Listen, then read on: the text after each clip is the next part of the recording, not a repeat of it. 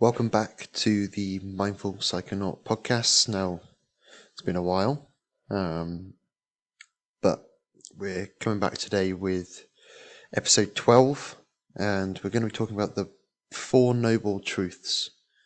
So, get started. So the four Arya Satras are the noble truths of Buddhism. Were teachings traditionally given by Buddha. I'm not a Buddhist myself, but I think some of the ideas, I guess in general, looking at religion and from more of an outsider perspective, not necessarily taking things from an atheistic point of view, and going into religion and looking at bits to rip apart or take as truth, but looking at them as historical texts and packages of information that have been with us for a long time, and fundamental truths or underlying truths that have been carried across time, things that I can learn, because I think we've all got quite a lot to learn. So, and I think Buddhism is quite interesting as well, as a bit less dogma than other religions, and I think a lot of the ideas around mindfulness are quite, or the Mindful Psychonaut podcast, the mindfulness aspect of Buddhism and similar practices have been quite interesting and intriguing for me regardless. So actually that's something that has drawn me closer to this idea. So the Four Noble Truths, the first noble truth being dukkha, speaking about suffering, the incapability of satisfying and pain. Dukkha is an innate characteristic of existences in the realm of samsara, and samsara is a Sanskrit word that means world and encapsulates the cyclical concept of death and rebirth. So obviously that's one of those, I guess you would consider, dogmatic beliefs about the world, or just a belief about the world that actually you live the life you live now, you die and you live another, and it's this eternal cyclical process of death and rebirth. The second noble truth is samudaya of this dukkha. So dukkha being suffering that's innate to the world, and the suffering that comes together with tanha, which is craving or desire or attachment. The third noble truth being nirodha, or cessation. So cessation of dukkha, the cessation of suffering, can be attained by letting go of tanha, which is craving. So by letting go of your cravings, you can almost rid yourself of suffering. And the fourth noble truth is magga, which is the path leading to renouncement of tanha and cessation of dukkha. Tanha being the craving, and dukkha being the suffering. So if you can follow the path of magga, then you can be alleviated from cravings and sufferings, which generally will increase well-being, which is obviously something that is quite important and quite desirable in a sense. And the craving which dukkha keep us within this endless cycle of samsara, the death and rebirth cycle.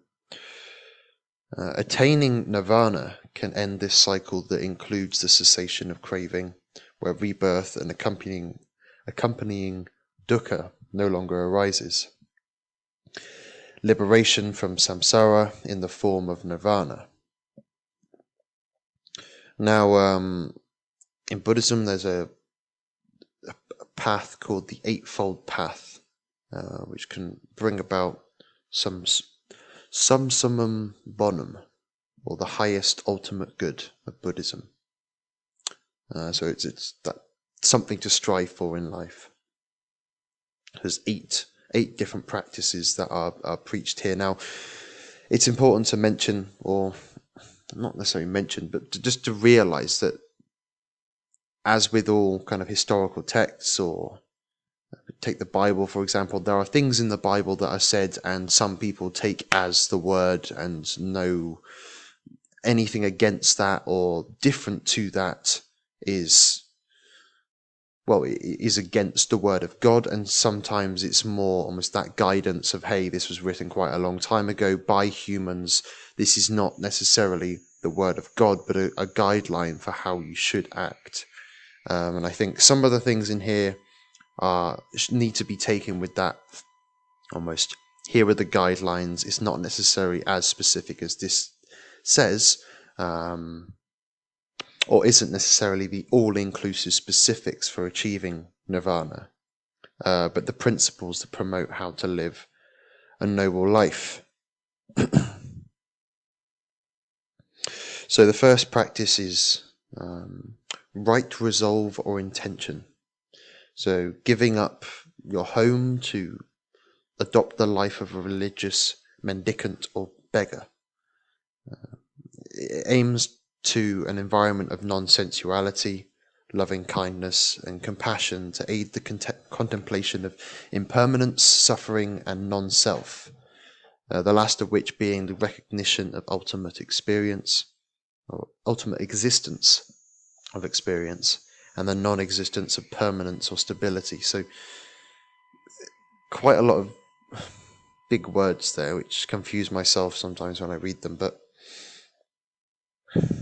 the idea that you can almost give up this constant, you need to have the intention to recognize that things are impermanent, but that existence is permanent. This is ultimate existence that continues after death. But the existence of impermanence with everything, including almost that sense of self. I feel like this, but this just not, this constantly changes, or the impermanence of everything. Practice 2 being right speech, so no lying, rude speech, informing others about opinions that might cause them harm or cause harm in the relationship. Obviously, criticisms of someone that is going to be constructive is really important, and I don't think applies to this. I think this is almost, this person said this about you, now you're going to feel bad if I tell you. Nothing constructive might come about from it. It's just going to cause harm on the other end. Practice 3 being right conduct or right action. So no killing, stealing, sexual misconduct, or material desires. I think previously I've spoken about almost stoicism and negative visualization. Actually, if we have this gap between what we have now, where we are now and where we want to be, we have the desire to be somewhere else, and that desire brings about suffering. So if we can have no material desires, then actually the gap between what we have and what we don't have is going to be closer, and the suffering will be lessened. Right livelihood as practice 4.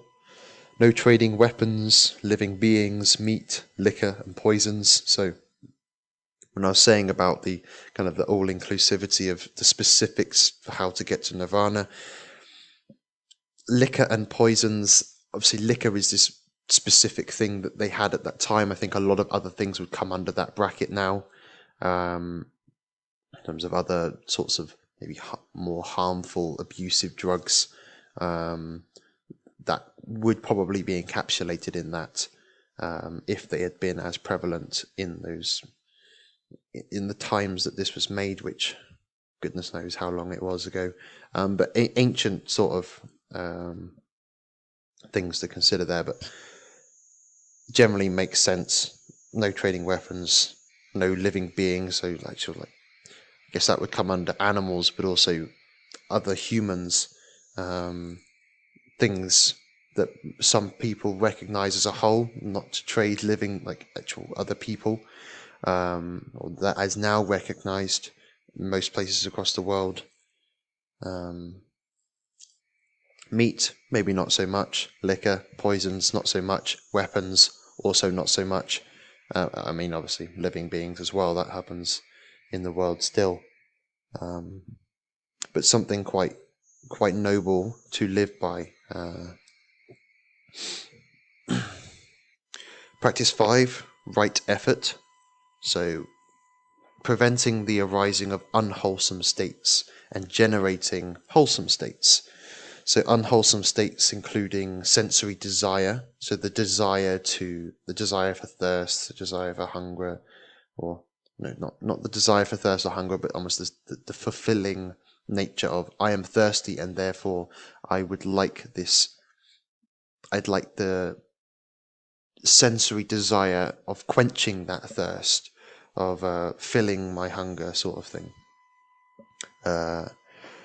Unwholesome states also include ill will, so feelings of hatred, sloth and torpor, the half-hearted action, so not actually putting much effort into something. Relentlessness and worry, the inability to calm the mind and actually focus on something. And doubt, so the lack of trust in one's abilities. Practice 6, being right mindfulness. So being mindful of the dharmas, which are the teachings that are beneficial to the Buddhist path, and vipassana, which is mindfulness meditation, in which attention is paid to consciousness, and specifically the awareness of the 5 hindrances previously mentioned, the 4 noble truths, and the 7 factors of awakening, which are known to be mindfulness, investigation into reality, energy, joy, relaxation, concentration, and equanimity.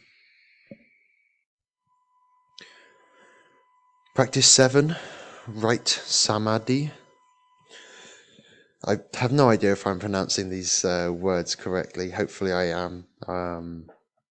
I'm sure someone will correct me if not. But right samadhi, which includes practices of 4 stages of dhyana. The first stage is seclusion from unwholesome factors, which results in rapture, almost the joy or rapture of non-sensual pleasure. So to be content with almost the non-fulfillment of those sensual desires, while discursive thought occurs. So actually you put yourself in a position where you are hungry, you want the food, but discursive thoughts almost allow you to obviously food is necessary, but maybe you want excessive food, and the discursive thoughts prevent you from doing so, but those discursive thoughts are still present. That changes in the second stage of dhyana, where almost rapture from the non-sensual pleasure, but is free from discursive thought. So actually those the thoughts preventing you from doing those things are no longer there, and you are simply in a state of rapture. The third stage of dhyana is affective detachment, mindful, alert, and sense of pleasure with the body. I think obviously just being content with how the body is, regardless of that state, and that's truly emphasized in the final stage. Equanimity and mindfulness, neither pleasure nor pain, just mere sensation. And I think that's another aspect of mindfulness that I guess I'm more familiar with, where you might be sat sat cross-legged somewhere doing some mindfulness, eyes shut, back nice and straight, no back support. And after a while, start to get a pain in your hips, start to feel sore on your back, and the sensation arises, which is a little bit uncomforting, and that might make you want to move, make you want to alleviate this suffering. But you can get to a stage or a point where you just sit and you are content with that sensation. It's simply a sensation, and you do not need to do anything about that. You can sit with it and accept it for the way that it is. Neither in a pleasureful sensation or a painful sensation. It's simply sensation. So to be content and in a state of equanimity with that. So that was the right samadhi, and the final practice is right view. The knowing that our actions have consequences beyond death as rebirth follows. And this encompasses what's known as karma, which affects one's future in current life, as well as the nature and quality of future lives. So one that does follow these 8 practices can bring about almost this ultimate or highest good of Buddhism, that is Nirvana, the state of Nirvana. And initially, when one reaches the state of Nirvana, they're going to be in a state of Sopadishesa Nirvana, with substratum of life remaining. Hopefully I didn't mess that up, but almost this initial state of Nirvana, initial state where there is the remainder of life remaining, in this constant cycle of death and rebirth. Once you've reached the state of Nirvana, it can pull you out. It means you exit that cycle, that cyclical cycle of constantly repeating death and rebirth. So you have the remainder of your life remaining before you then no longer are in that rebirth cycle.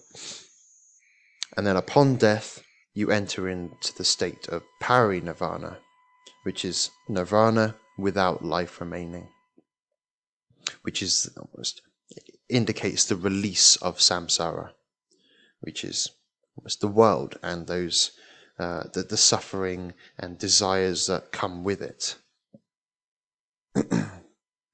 So I thought, whatever you think of Buddhism, I think there's a lot of really quite important ideas to take from it. Whether you want to take little parts and go, that's really quite important, or some of those things are already ingrained into me, or whether there's things you haven't really thought about before. But I think looking into religious ideas or different ideas from the past,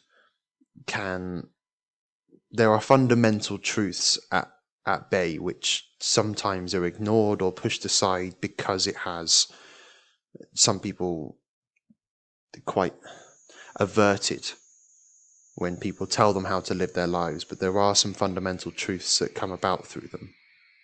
Teachings in the Bible, you have parables of different stories that are told to almost, there is a fundamental truth or meaning behind the story in a way that you should act that is better for the world, for yourself, for others. And I think ideas from Buddhism almost are similar in the sense that they do also have direct teachings for how you should live your life, and how, when taken wholeheartedly, there are actually important things that can be translated there, whether you want to follow the religion or be a believer or not.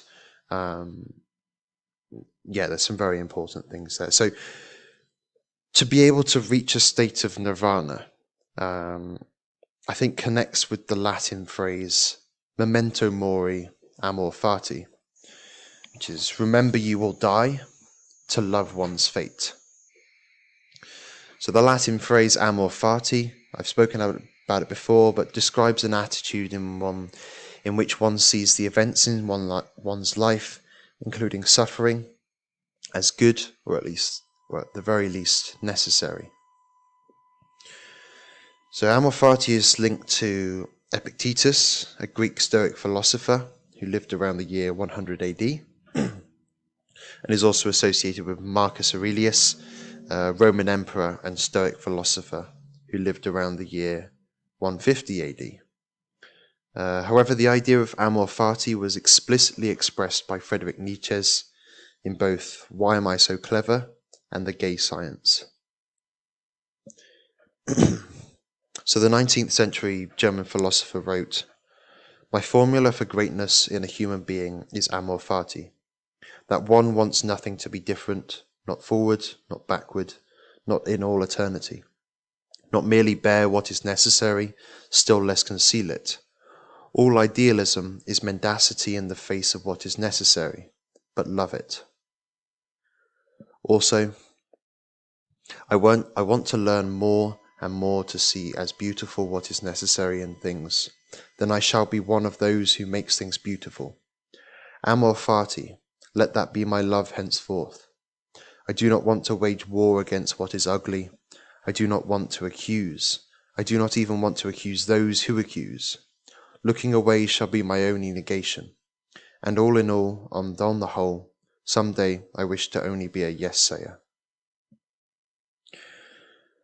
To be able to take the totality of events in one's life and see them as necessary is liberating.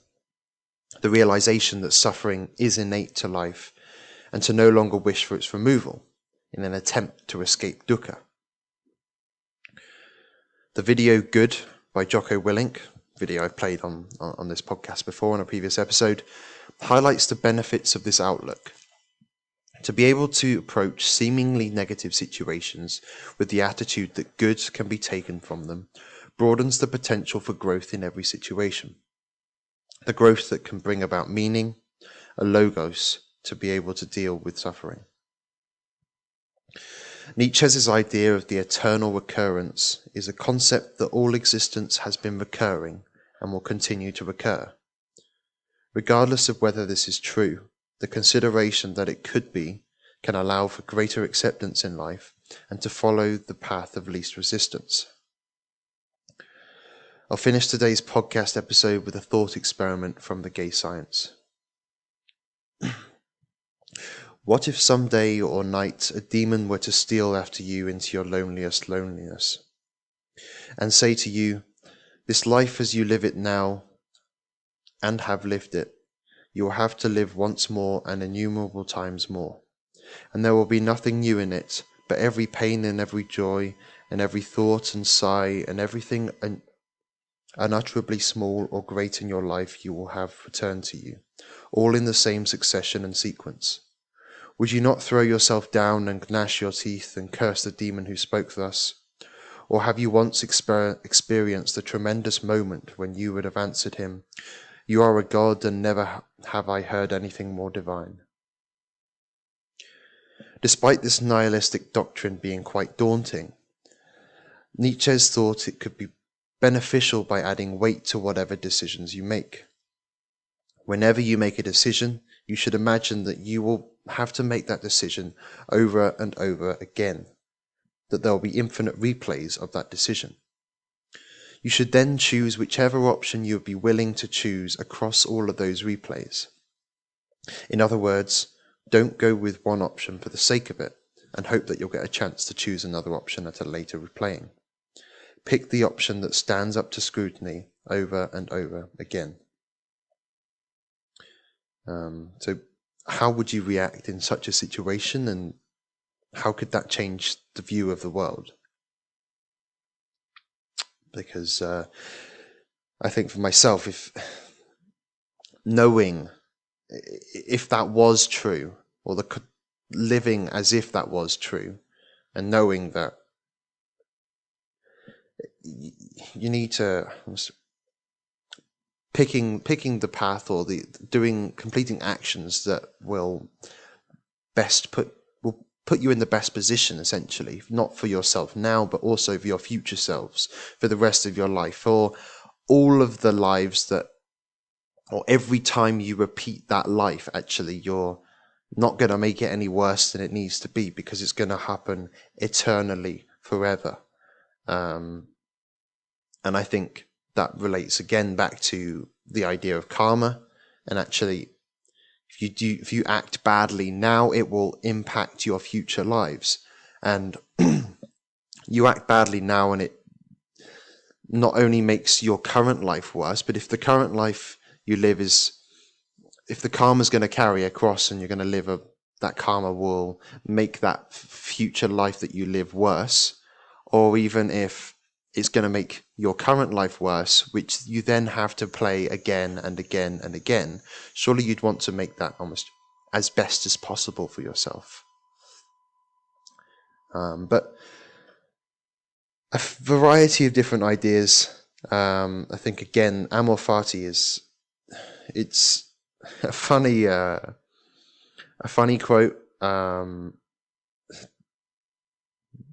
in a way, but also quite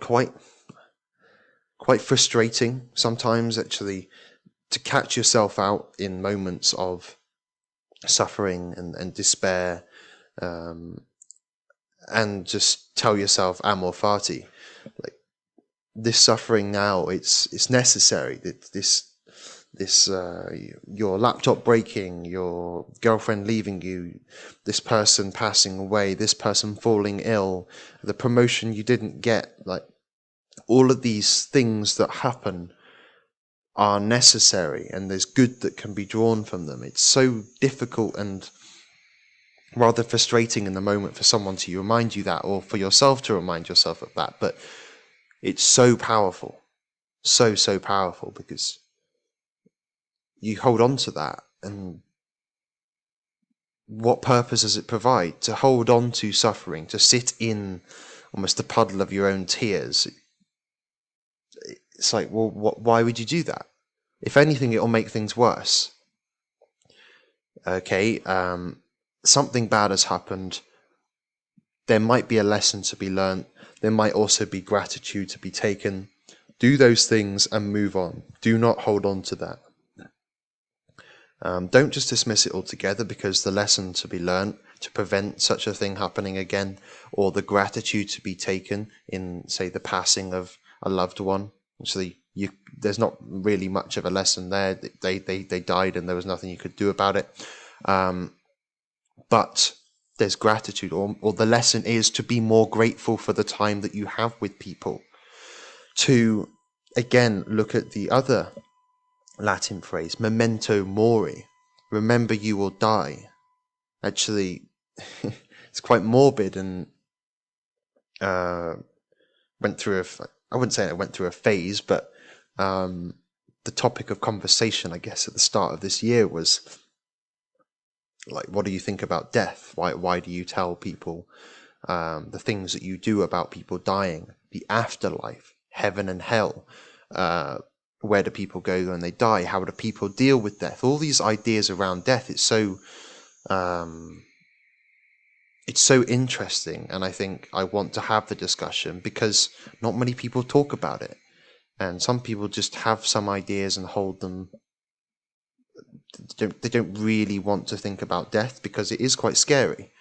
Some people will think about death but won't truly consider it, and to know that you might die tomorrow, or today, or in the next 20 years, or even in 70 years' time, and you have a wonderful life, and you live long, and you get to experience a lot of different things. It will happen, and I think you need to be prepared for that, and you need to live your life so that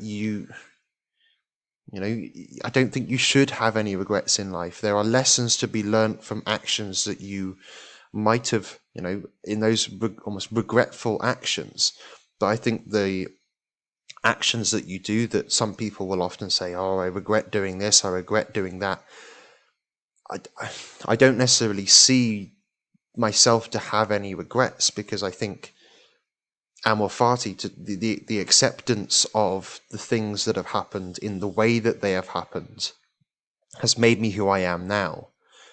And the lessons that have been learnt, or that are still yet to be learnt from actions in the past, from occurrences in the past, can allow me to almost live my life and go, well, I could die, and I'm going to act in a way that means if I was going to die, actually I'm quite fulfilled with the life that I'm living. I'm proud to do the things that I do, and I'm not going to have these last thoughts of I wish I did this, I wish I did that.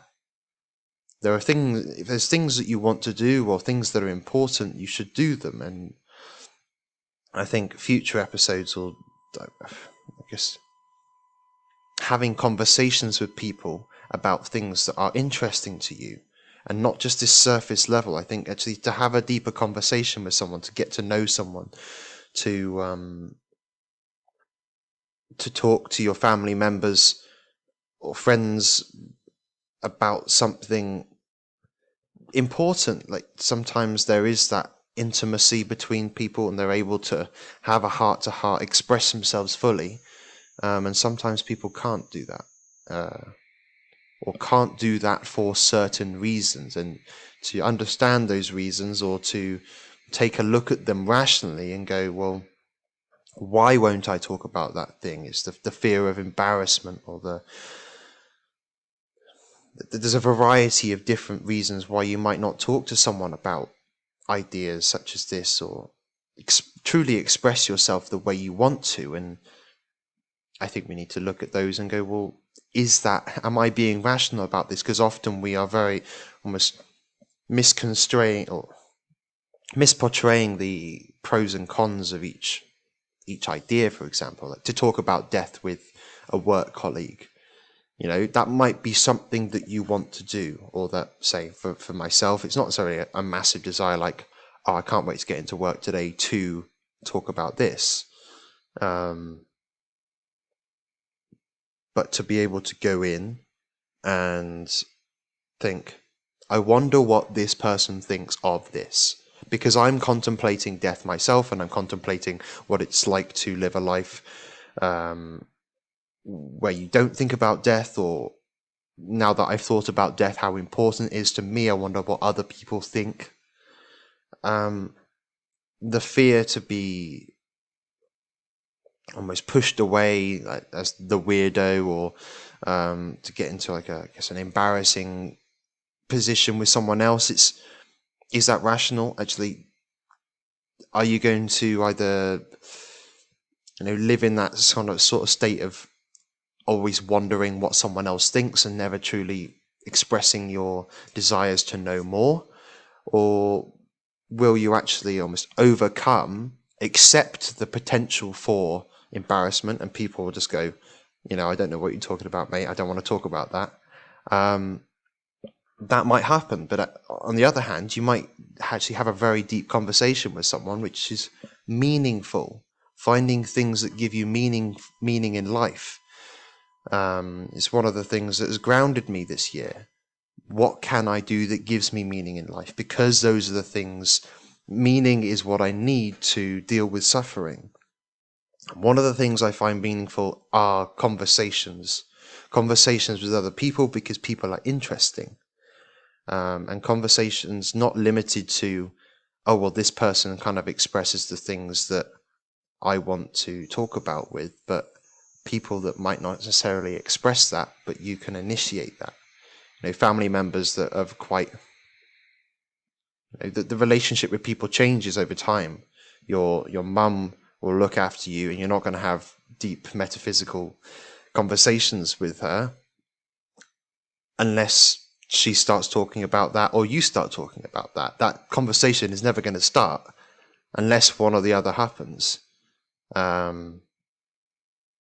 Or talking about death, that doesn't happen. Sometimes even when death occurs, that sometimes doesn't happen. or it happens, but nowhere near as much as should be spoken about. So I was trying to overcome those ideas and having meaning and different, I guess, different ideas in the sense of Buddhism, or these kind of Latin Stoic phrases, memento mori, remember that you'll die, amor fati, to love one's fate. There's a lot to be taken out of that, and actually the principles themselves can make you live, can allow you to live a life that is almost more free of suffering, or at least not necessarily more free of suffering, but better able to deal with the suffering, to get out of the puddle of your own tears and actually move on with your life, because there's so much time and energy that can be wasted sitting there and just waiting for something to change, waiting for something to improve, when actually you could just say, that happened, I can learn a lesson, how am I moving forwards from here? Because there's a lot more that you can get when you do that, and you're going to be almost working to better your future self as well as your current self, by perceiving things that way. So, hopefully that's been an interesting podcast episode. The Four Noble Truths of Buddhism. Some of the words I'm sure I've completely scrambled up the sayings, but interesting nonetheless. And I think listening to Jordan Peterson and his, I guess, take on religion, and speakers like Sam Harris, who is traditionally quite an atheist, and having them debate each other and listen to the conversations that they have is quite interesting, because it's pulling out these key ideas and stories and fundamental truths that are hidden within a story or a doctrine, or even just in the teachings that come along with doctrine and dogma. I think it is quite interesting and quite important to look at them from a range of sources. I think growing up, I was brought up in a Christian household, and I was never really thought twice about it, but took on the different stories and ideas of Christianity and the Bible, and there are fundamental truths that I hold dear now, that I, treat yourself as if, like, as you treat your neighbor. It's like things like that. Well, yeah, we probably should treat people with kindness, to reduce suffering. But taking it away from the stories themselves, that actually this thing did happen, and just seeing the underlying meaning behind that story, regardless of whether that actually happened or not, and being able to do so with other ideas, with other religions and things like that, which makes it quite interesting. I think it's the ability to take on other people's ideas, to contemplate, not necessarily to believe them wholeheartedly, but what that might mean for your interpretation of the world. I think it's very similar with ideologies. It's, okay, I have this ideology, or to consider other ideologies. Generally, ideologies in general might not be the best thing to hold on to. It's quite, so your pattern of thinking is rigid if you say, I have this ideology, but I'm not flexible. But to be able to have your own ideas and to play around with others, to play around with certain ideologies and consider, what does the world look like? What are the impacts of believing this, to truly understanding this? Because some of the impacts can be remarkable, they can be devastating. It's almost the idea that, well, if I act in this way, if you truly believe some of the ideas that might be presented in religion, for example, you can end up being a good person. On the other hand, it could excuse, or not necessarily excuse, but a moral person may believe that it is right to do what most people would see as immoral actions, like killing, in the name of a religion, or in the name, almost the justification that some text has said something about the truth about the world. If you do this in the afterlife, you will be granted X, Y, and Z possibilities or occurrences. So, yeah, a lot of different things that can be pulled from religious ideas, and considering alternate opinions, where you can maybe you can understand a little bit more about how someone functions the way that they function. Why do they think like that, and how does that change the way they act and do in the world? To then come back and look at yourself and go, well, why do I hold these opinions and ideas, and how does that change the way that I act and think in the world? Anyway, I'll finish things there. Hope that's been useful.